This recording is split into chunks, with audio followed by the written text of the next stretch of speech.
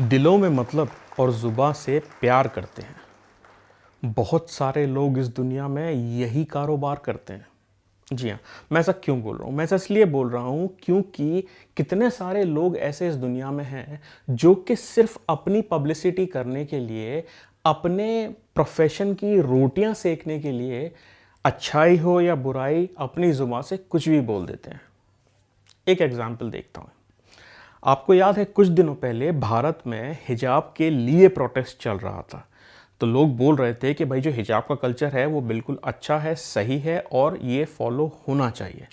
तो जब ये प्रोटेस्ट भारत में चल रहा था तो विदेशी मुल्क यानी कि जो हमारे पश्चिमी देश हैं, वहाँ पश्चिमी देश और वहाँ के सो कॉल्ड सेलिब्रिटीज़, उनके जो समर्थन है वो हिजाब के लिए आया।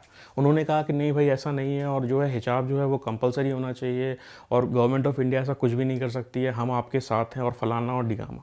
सुना होगा आपने, देखा भी होगा। दूसरी तरफ देखें तो आज ईरान में हिजाब के खिलाफ प्रोटेस्ट चल रहा है। वहाँ देखिए, ईरान एक इस्लामिक मुल्क है और वहाँ पर लॉ के हिसाब से हिजाब पहनना कंपलसरी है। लेकिन लोग वहाँ पर प्रोटेस्ट कर रहे हैं कि जो हिजाब है उसका कल्चर हटाया जाए, उसको कंपलसरी ना किया जाए। अब क्या हो रहा है? अब जो विदेशी मुल्क हैं, जो पश्चिम के देश हैं और वहाँ के सो कॉल्ड सेलिब्रिटीज़ अब उस कूद गए वहाँ पे, उस जंग में कूद गए हैं और अब उस प्रोटेस्ट के लिए वो बोल रहे हैं हाँ नहीं नहीं ये लोग सही कह रहे हैं भाई, और जो अब हिजाब है वो कंपलसरी नहीं होना चाहिए and people should have freedom and lot of things. तो ये वो लोग हैं जो अपनी प्रोफेशन की रोटियां सेकने के लिए कहीं भी चले जाते हैं और कुछ भी बोल देते हैं। भारत में बोल रहे थे क्योंकि गवर्नमेंट के खिलाफ बोलना था, तो भारत में बोल रहे थे कि हिजाब कंपलसरी होना चाहिए, हिजाब पहनना चाहिए। अब ईरान में बोल रहे हैं क्योंकि गवर्नमेंट के खिलाफ बोलना है, तो अब ईरान में बोल रहे हैं कि नहीं भाई हिजाब का कल्चर नहीं होना चाहिए and people should have right to choose. तो भैया इन सबसे हम ये कहेंगे कि आप लोग चाहते क्या हैं? क्या चाहते हैं कुछ समझ में नहीं आता है, क्योंकि एक तरफ आप, दूसरी तरफ आप, और दूसरी तरफ फिर जब चेंज हो जाता है तो फिर आप क्या चाहते हैं आप लोग। इसलिए हम ये भी कहेंगे कि भारत में जो हमारे सो कॉल्ड लिबरल्स थे, जो बुद्धिजीवी थे, जो हिजाब के लिए बोलते थे कि नहीं भाई हिजाब पहनना ज़रूरी है। देखिए मैं कोई होता नहीं हूँ हिजाब के बारे में बोलने वाला, लेकिन ये जो लिबरल्स थे ये बोलते थे नहीं भाई सही है, हिजाब पहनना ज़रूरी है और लॉ होना चाहिए और कल्चर होना चाहिए हिजाब का। आज वो ईरान के बारे में चुप्पी साध के बैठे हुए हैं, वो कुछ नहीं बोल रहे हैं। और मैं सिर्फ ये भारत के लिबरल्स की बात नहीं कर रहा हूँ, आप पाकिस्तानी लोगों को देख लीजिए, पाकिस्तान में भी ऐसे ही हो रहा है। आप बांग्लादेश में देख लीजिए, बांग्लादेश, आप दूसरे मुल्कों को भी देख लीजिए। तो अब जब ईरान में प्रोटेस्ट चल रहा है तो सब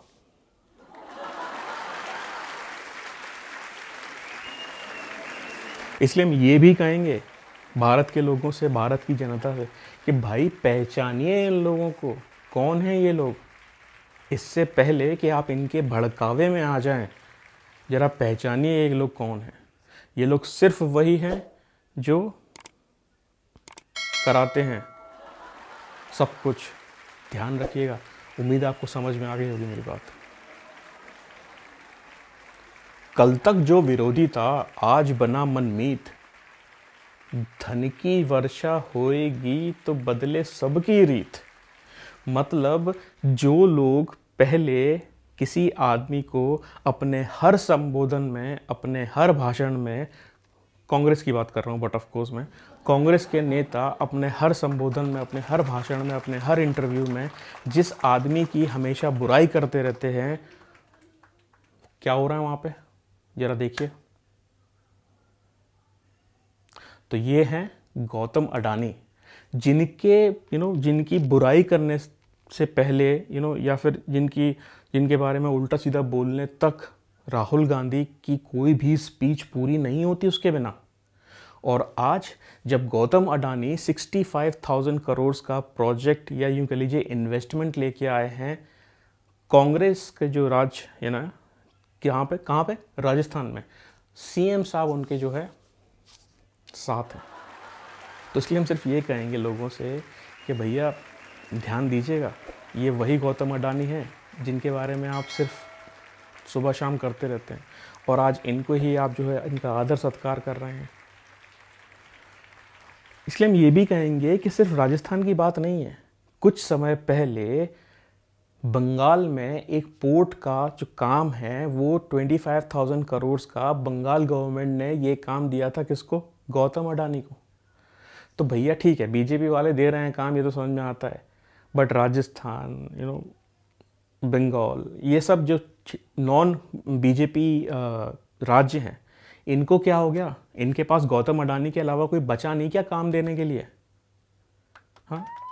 और इसलिए हम ये भी कहेंगे कि ये जो चीफ मिनिस्टर जो हैं, जो ये अपना स्टैंड लेते हैं, जैसे अभी जो चीफ मिनिस्टर हैं, सीएम साहब हैं, जो राजस्थान के, उन्होंने स्टैंड लिया है, ये पार्टी के विरुद्ध जाके लेते हैं या फिर चेंजेस होने वाले हैं? राहुल गांधी को समझना पड़ेगा इस चीज़ को।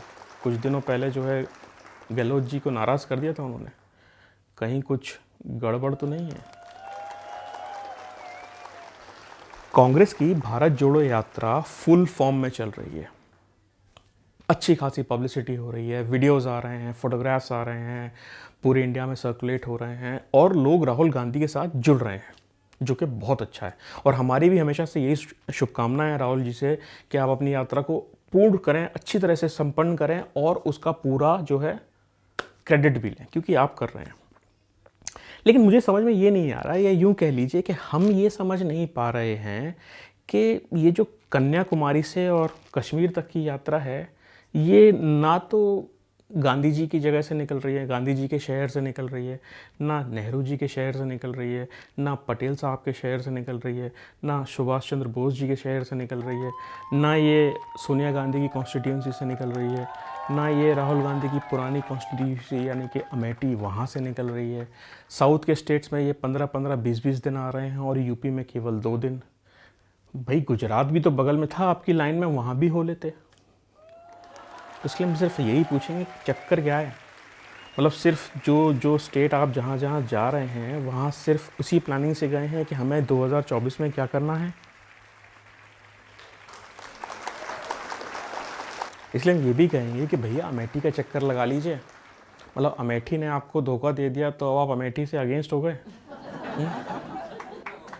और फाइनली इसलिए हम ये कहेंगे कि देखिए राहुल जी, मुझे ये समझ में नहीं आ रहा है ये कांग्रेस की यात्रा है या भारत जोड़ो यात्रा है, क्योंकि किसी ने ध्यान दिया हो ना दिया हो, लेकिन आपकी पूरी यात्रा में कांग्रेस का झंडा कहीं नहीं है। ध्यान दीजिए आप। नमस्कार।